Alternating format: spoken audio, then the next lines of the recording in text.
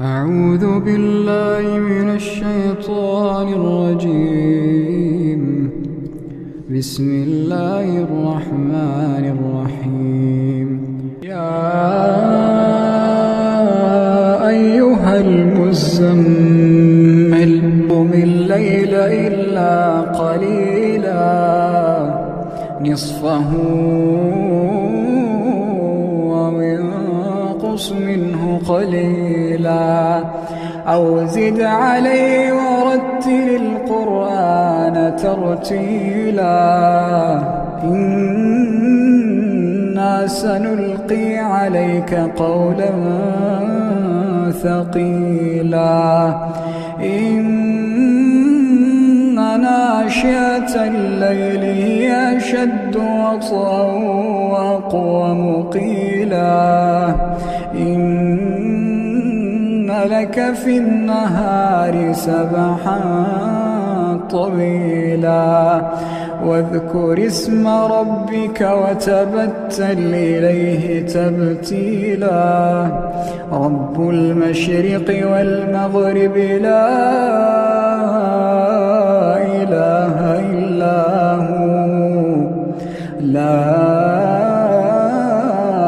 إله إلا هو فاتخذه وكيلا واصبر على ما يقولون واهجرهم هجرا جميلا وذرني والمكذبين أولي النعمة ومهلهم قليلا وذرني والمكذبين أولي النعمة ومهلهم قليلا إن لدينا أنكالا وجحيما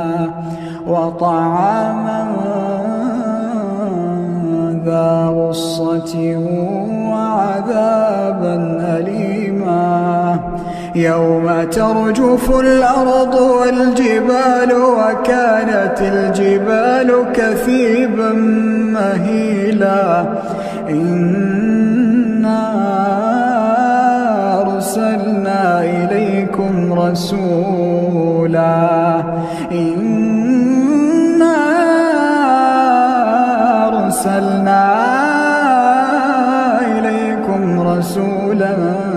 شاهدا عليكم كما أرسلنا إلى فرعون رسولا فعصى فرعون الرسول فأخذناه أخذا وبيلا فكيف تتقون إن كفرتم يوما يجعل الولدان شيبا السماء منفطر به كان وعده مفعولا إن هذه تذكرة فمن شاء اتخذ إلى ربه سبيلا إن ربك يعلم أنك تقوم أدنى من ثلثي الليل ونصفه وثلثه وطائفة من